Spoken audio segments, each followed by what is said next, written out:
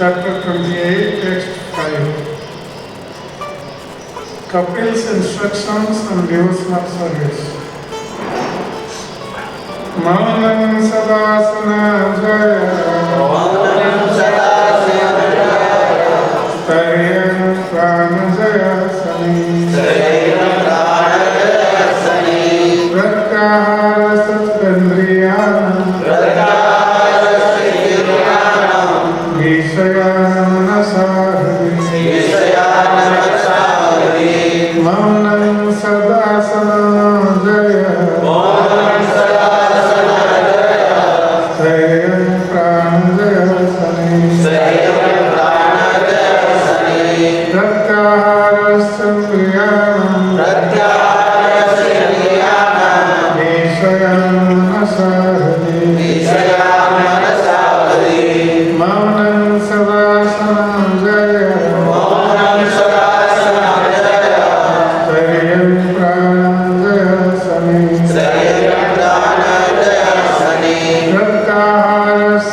cendriyāṇāṁ, viṣayān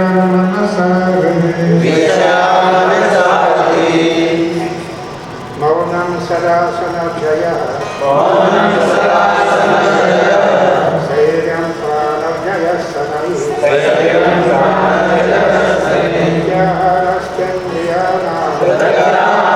pratyāhāraś cendriyāṇāṁ, viṣayān manasā,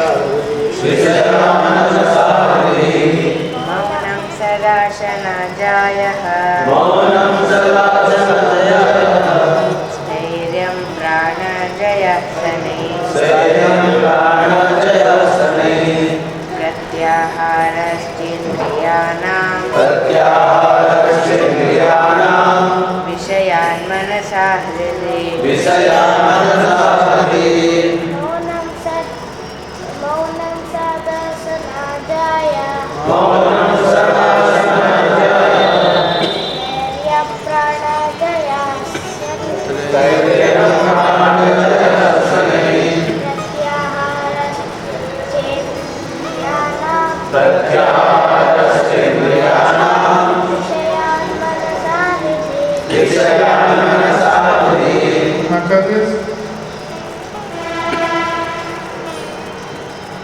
Maunam, silence, sad, good, asana, yogic postures, jayaḥ, controlling, sthairyam, steadiness, prāṇa-jayaḥ, controlling the vital air, śanaiḥ, gradually, pratyāhāraś, withdrawal, and indriyāṇām, of the senses, viṣayāt, from the sense objects, manasā, with the mind, hṛdi, and the heart. Translation and purport by His Divine Grace, S.B. 3.28.5, Srila Prabhupada. Translation. One must observe silence, acquire steadiness by practicing different yogic postures, control the breathing of the vital air, withdraw the senses from the sense objects, and thus concentrate the mind on the heart. Purport. The yogic practices in general and Bhakti Yoga in particular are not ends in themselves. They are means to the end of attaining steadiness. First, one must be able to sit properly, and then the mind and attention will become steady enough for practicing yoga.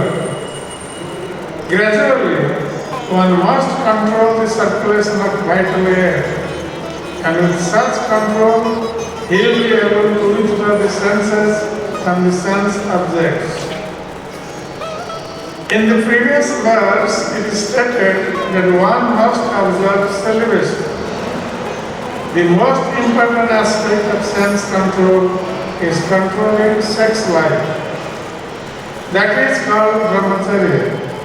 By practicing the different sitting postures and controlling the vital air, one can control and restrain the senses from unrestricted sense enjoyment.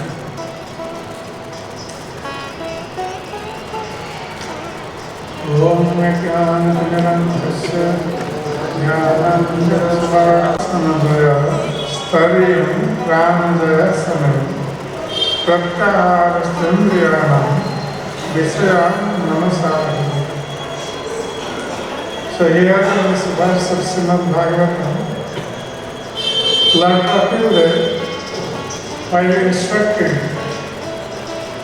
to his mother Devaki, is explaining about the process of yoga practice by which one can meditate on the Supreme Personality of God.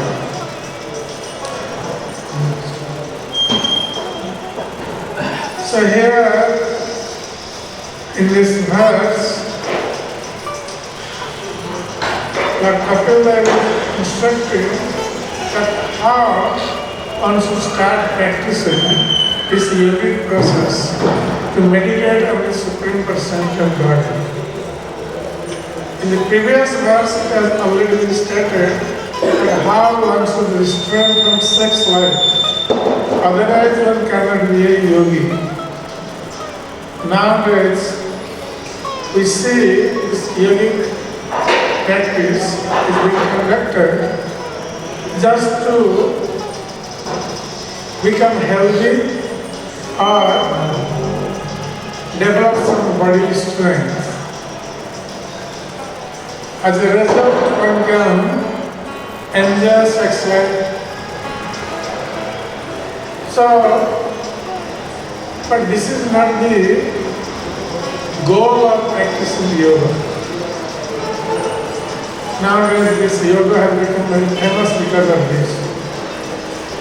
But actually, the yogic practice, which was prevailing in previous ages and specifically in Satya Yuga, that was the yoga for meditation. Pratyāhāraś. So to meditate on the form of Lord Vishnu, people used to perform this yogic process. And especially here this sthairyam process has been described. So this basic requirement of practicing this yogic process is that one should abstain from sex life. And then one should go to a secluded place where one can meditate. And in a secluded place, it is the basic necessity that one should observe silence, maunam. Without silence, one cannot control his senses or mind. Because nowadays we see people, they always want to talk something. It may not be about Krishna. It may be about their home affairs, about social affairs, political affairs. Everyone wants to speak. Actually, very few people are eager to listen. Everyone wants to speak. So anyway, and by speaking just unnecessary things, we are actually wasting our energy. When we speak unnecessary things, we waste our energy, That's why we cannot concentrate. To prepare oneself to concentrate on the form of the Supreme Lord, the basic necessity is one should abstain from sex life, go to a secluded place and observe silence. Don't speak. And in that way one preserves the energy, the vital energy, to concentrate on the Supreme Personality of Godhead. So here it said, maunaṁ sad-āsana-jayaḥ. So when one restrains himself from speaking or maintain silence, then one has to accept a proper sitting posture. That is also very important. And in the sitting posture, that should be in a pure place, not in an ordinary place or any other place. That's why the yogis, they prefer to go to the forest and they sit on the bank of the river, which is considered pure. Because the rivers are holy rivers. And they sit in a pure place. So when one sits in a pure place, then naturally that will impact the mind. If the environment is pure, then that will actually affect the mind to remain pure. One cannot think about impure things. So it is also essential. And then one has to sit in a proper posture. Like Dhruva Maharaj, when he was instructed by Narad Muni, he went to perform this process of meditation on the Supreme Personality of Godhead at Madhuvan. And Madhuvan means Mathura. That is Brajavandha, where Sanidhyam Nityadahare. In Madhuvan, one can get the association of Lord Hṛdi all the time. Because the Lord is residing in Brajabhumi all the time, eternally. Vrindavanam parityajya padam ekam nagacchati. The Lord does not leave Vrindavan and go outside even one step. He always resides there. That means when one will meditate on the Supreme Personality of Godhead, if one meditates or performs any type of a devotional service in Vrindavan, that gives 1,000 times more benefit than any other place. The same activity we may do in any other place, but when we do it in Vrindavan, that gives 1,000 times more benefit. That's why Narad Muni had instructed Dhruva Maharaj to go to Vrindavan, to a pure place, spiritual place, where the mind will be peaceful and one can also perform devotional service peacefully. That's why it is a prerequisite to go to a holy place, or at least at the bank of a river.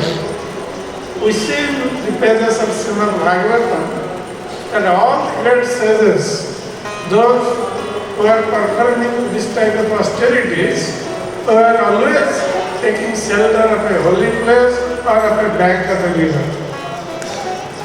So here, after taking shelter of a holy place or a pure place and distancing oneself from unnecessary frivolous talks, means keeping silence, he should sit in a proper posture, take a asana. It has been suggested that when one goes to a holy place, one sits, he does not sit on the ground. Always there should be an asana or a place, sitting place. Like when we worship the deities, we always stand on an asana. We don't stand or sit on the ground and worship. So that keeps us pure. So here the yogis generally, they take the asana, sometimes the skin of a deer, they put on the ground, so the insects don't crawl in. That is the idea. Because the deer skin is very smooth, just like very smooth, so the insects will not come in. They can sit there peacefully, facing eastwards, and then in a proper posture they have to also sit. There are so many different asanas in the yogic process. Padmasana, that is familiar asana. One sits in Padmasana. And then, of course, when Dhruva Maharaj did his austerity, he stood actually. He stood in one leg. He had been his severe austerity. So one can sit, this is the proper way, to sit on asana and specifically Padmasana, and to sit in that asana for a considerable time is also necessary. Because sometimes when we squat somewhere, sit in one place, we are not able to sit there for a longer period. We have to get up, move. And of course nowadays, in Kali, our body would not permit to do this kind of yoga, hṛdi yoga. This was mentioned for Satyayam. Lord Kapila was instructing this to Mother Devahati from Satyayam. But in Kali, this is very difficult to do. We cannot sit even on the ground. Have to speak of sitting in asana and meditate. So, then he says that one must observe silence, and then one should practice different yogic postures. And when one will sit in a proper posture, then he will be steady. He will not move. Because he will sit for a long time, this practice will go for a long time, so he will attain steadiness by practicing these yogic postures of sitting. And then after one is steady in sitting, because people, those who cannot sit for a longer time, they become unsteady, so they have to get up. So this practice is also necessary to perform this hṛdi process. And also we should understand this process is actually an initial process. Because in devotional service, the most important part of devotional service is to control the mind and control the senses. So when we control the mind, automatically senses will be controlled, because mind is controlling all the senses. And it has been stated that mana eva manusyanam karanam bandhamabhyam. This mind is the cause of human beings for liberation or bondage. The mind is cause of liberation or bondage for human beings. And it depends upon us how we are utilizing our mind. If we are utilizing our mind in a proper way, it can lead us to liberation. But if we are controlled by our mind, then that will lead us to bondage, material bondage. So it depends upon us how we are utilizing this mind. So if we are unable to control our mind in a proper way, then that will cause us bondage in this material world. And the most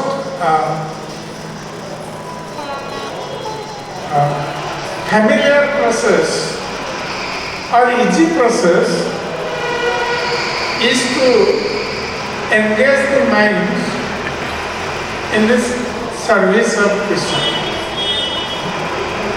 Generally the devotees, they do in this age specifically, that we engage our minds in hearing about Krishna, we engage our mind in chanting the holy name of Krishna, we engage our mind in remembering Krishna, we engage our mind in worshipping the deity of Krishna. In this way, we engage our mind in all these different kinds of devotional services. That's why there is no time of the mind to think about anything else other than devotional service. But if our mind is not engaged in these activities, then mind cannot remain empty. It has to think something. If we don't think about Krishna, then we will think about Maya. Next alternative is there. So it is up to us how we are utilizing our mind and thus controlling our senses and making advancement in devotional service. So this is a natural process of devotional service, that we engage our mind in 9 kinds of devotional service, Navdhara. But in previous age, this hṛdi process was recommended to control the mind, which is actually an artificial process. Sometimes we see that some people, they cannot engage their minds in natural devotional service of Krishna. So for them, it is recommended that they have to take this artificial process of controlling the mind. And they have to follow this hṛdi process, by which mind will be automatically controlled. The whole idea of this process is just to control the mind. So either we can control our mind through natural devotional service in Navadha Bhakti, or we follow the process of hṛdi. But in Kali Yuga, this is not possible. There is no solitary place, no pure place. Even the banks of the rivers are polluted. The water of the river is also polluted. Not to speak of the bank of the river. Everything is polluted. The atmosphere is polluted. The foodstuff is polluted. Everything is polluted. So, in Kali Yuga specifically, that's why Chaitanya Mahaprabhu gave us this natural way of devotional service. The same Lord Kapila gave this process of devotional service in Satya Yuga. But the same Lord, as Sri Chaitanya Mahaprabhu, gave us this devotional service of chanting the holy name of the Lord in Kali Yuga. And this is the most easiest process of chanting the holy name. Anyone can chant the holy name of the Lord anywhere and get Krishna prema, which is the ultimate benefit of this chanting. And it is easily rewarded by Sri Chaitanya Mahaprabhu in this age of Kali. So, and when one chants this holy name of the Lord, naturally his heart will be purified and he will develop natural attraction for the service of Krishna. And his mind will be engaged in Krishna service. This is a natural process. But those who cannot do this, sometimes we hear that people they say that our mind is restless, and this is true also. Arjuna also admitted that when Krishna was telling him, he was telling about this yogic process to Arjuna, or throw Arjuna to the mankind. Arjuna was telling, how can I control my mind? This is so restless, obstinate, very difficult to control the mind. So for them, this process has been suggested, those who cannot control. And this needs practice. And what Krishna said to Arjuna? Abhyasayana tukanteya vairagyena sagyena. You have to practice controlling the mind. And you have to develop detachment. Detachment from sense gratification. So that is important. That we have to develop detachment from sense gratification and practice controlling the mind. That's why we should abstain from frivolous talks, maunam, keep silence, and this is actually one qualification of a devotee. A devotee is maunam. He does not speak ordinary things. He only speaks about Krishna. When he does not speak about Krishna, he keeps silence. And in that way he conserves his energy to engage in Krishna service.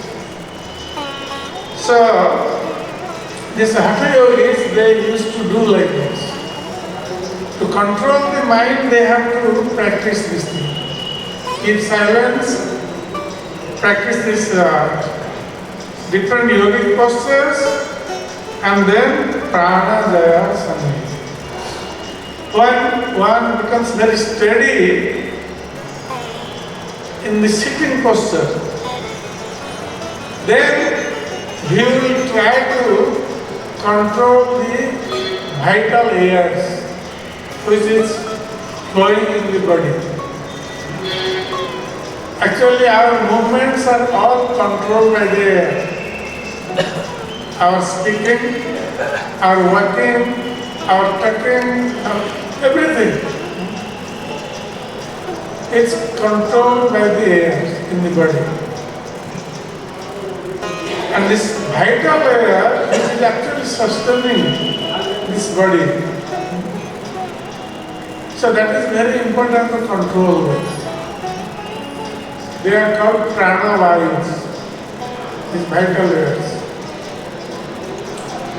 So, a yogi controls these airs in the body. How it controls? Prāṇayam, through prāṇayam. Prāṇayam means like we are taking air and living the air. So,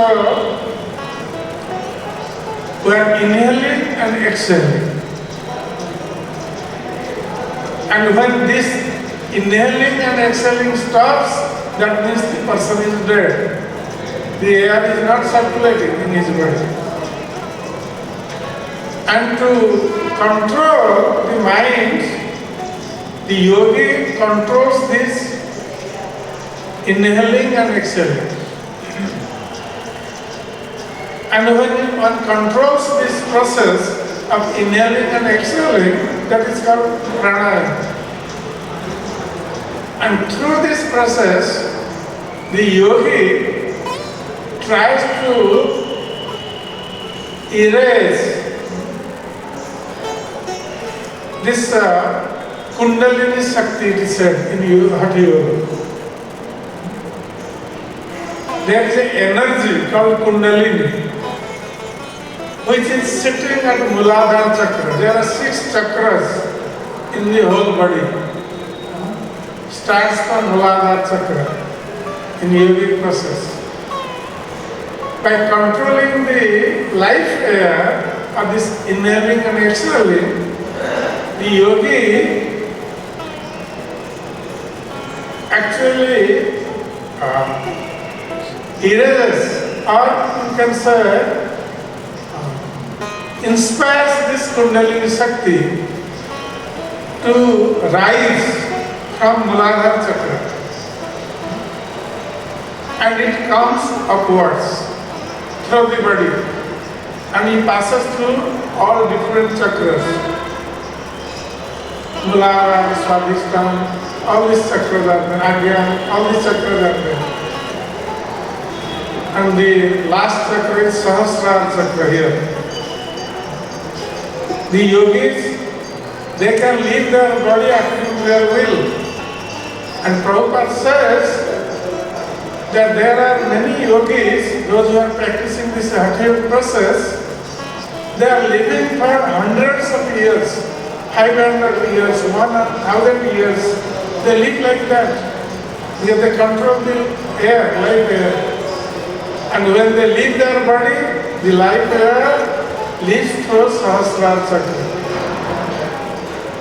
So that is the process of yogis. So here it has been stated that when this Kundalini Shakti rises from Mūladhara chakra upwards inside the body, and there is a Sushumna vein, and it rises through Sushumna vein. So then, as it rises upward, the mind gradually becomes controlled. It leaves its restlessness. It affects the mind immediately. The mind leaves its restlessness and becomes gradually controlled. That's why it says, prāṇa-jayaḥ. śanaiḥ, pratyāhāraś, cendriyāṇāṁ. And when a yogi becomes perfect in this pranayama process and raising this Kundalini Shakti, then what happens? The mind becomes less restless and gradually it becomes steady. Then pratyāhāraś. The mind doesn't look for its sense objects. The mind looks for sense objects through the senses. And the senses are always looking for sense objects.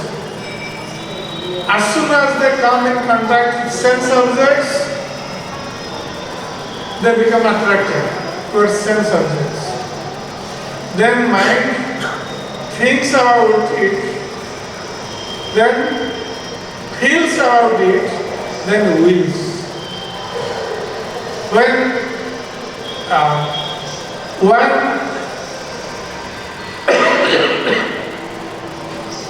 one sense is in contact with sense object, immediately it is reported to the mind. And mind thinks about that sense object. And while thinking, mind thinks, if I get that sense object, how I will become happy. How much I will become happy?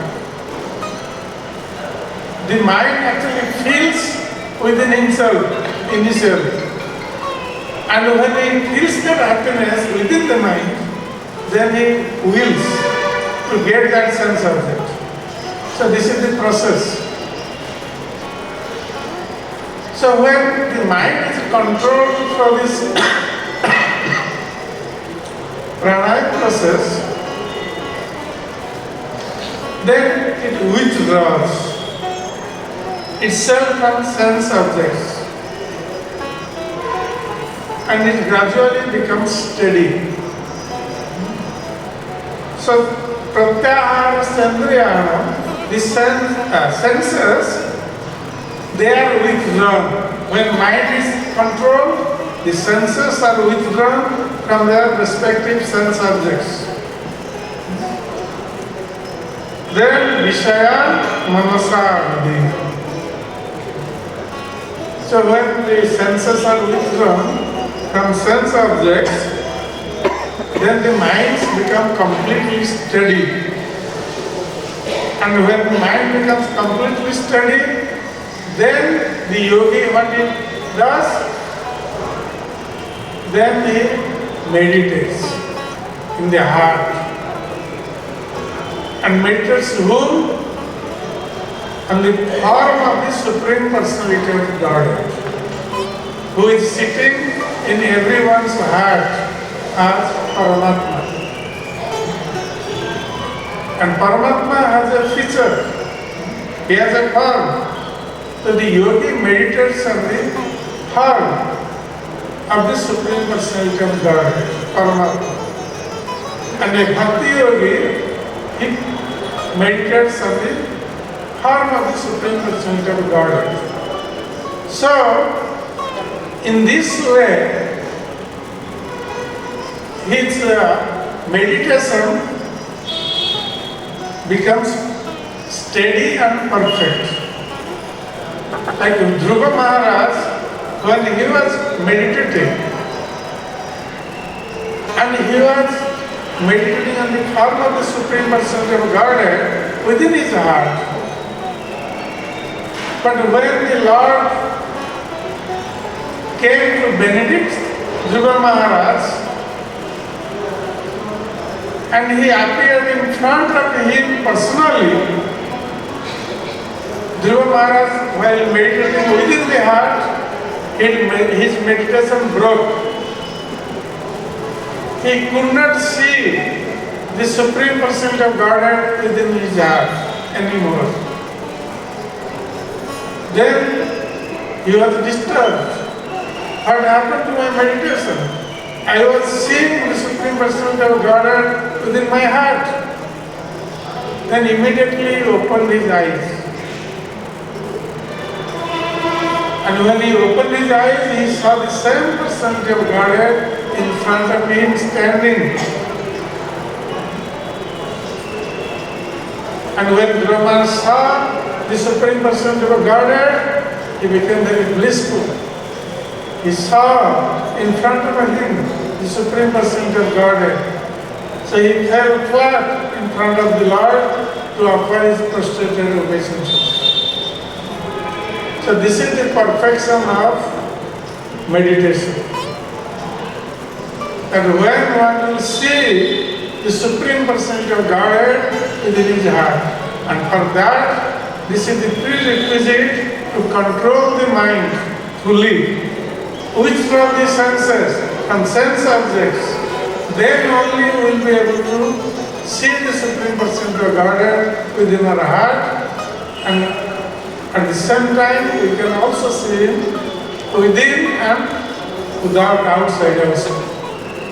That is the perfection of yoga. So here, the Lord Kapila is instructing about this process of yoga to Mother Devahūti, which was actually meant for Satya Yuga. And in Kali Yuga, it may not be possible for us because we are so much disturbed. So it is, that's recommended by Sri Chaitanya Mahaprabhu that chant the holy name of the Lord and dance in ecstasy, chanting and dancing and taking Krishna Prasad. This is the natural way of performing devotional service and enter into ecstasy of devotional service. This is meant for Kali Yuga, and by this process we can also control our mind and be purified and attain the lotus feet of the Lord. Hare Krishna.